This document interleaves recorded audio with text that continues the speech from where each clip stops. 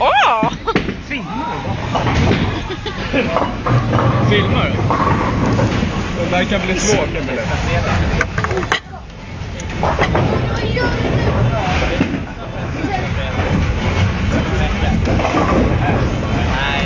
Sexy pose du har. Man ska kunna vara lika sexy som du, Beto.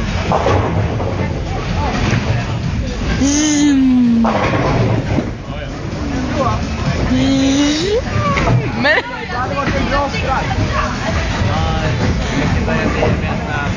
Leder han...